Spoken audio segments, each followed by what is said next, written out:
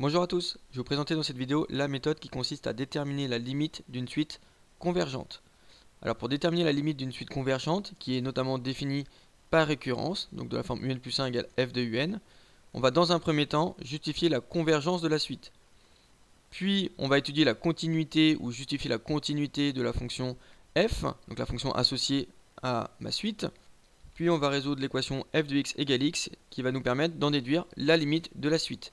La limite de la suite, ça va être la solution de l'équation f de x égale x. Alors, dans la remarque, j'ai indiqué que si on avait plusieurs solutions pour l'équation f de x égale x, alors on va conserver celle qui correspond aux caractéristiques de la suite, c'est-à-dire qui paraît cohérente par rapport aux données qu'on a sur la suite.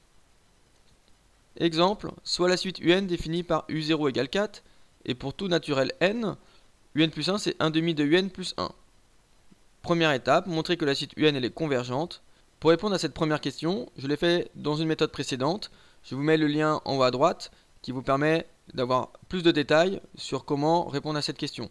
Dans cette question, on avait montré que la suite un elle était décroissante et minorée. Donc on avait montré que un était décroissante. Et en même temps, on avait montré aussi que 2 était un minorant, peut-être pas le meilleur.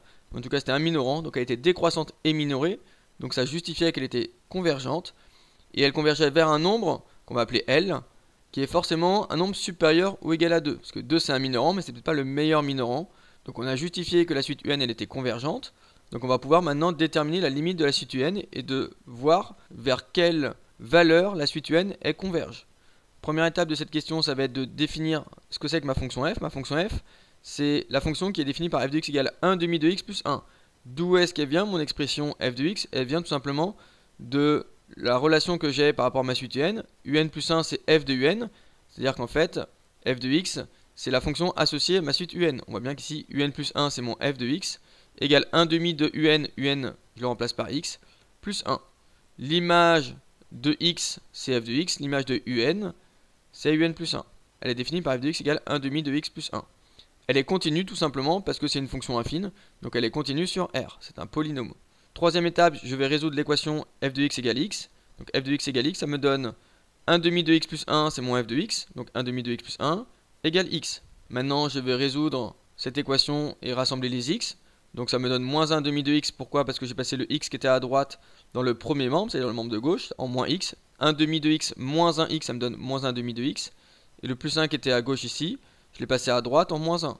Et je continue d'isoler mon x, donc le moins 1 demi, il est multiplié, il va passer en divisé, donc ça me donne x égale moins 1 divisé par moins 1 demi, ce qui me donne moins 1 fois moins 2, puisque divisé par 1 demi, divisé par 1 sur 2, c'est comme fois 2 sur 1.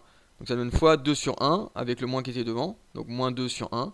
Moins et moins ça fait plus, 2 fois 1 ça fait 2, donc ça donne x égale 2. Et donc j'obtiens une seule solution, donc cette solution-là, c'est la limite de ma suite. Donc la limite que j'appelle L, c'est 2.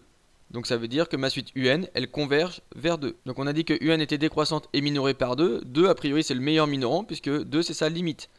J'espère que vous avez compris comment déterminer la limite d'une suite convergente. Merci de m'avoir écouté. A bientôt.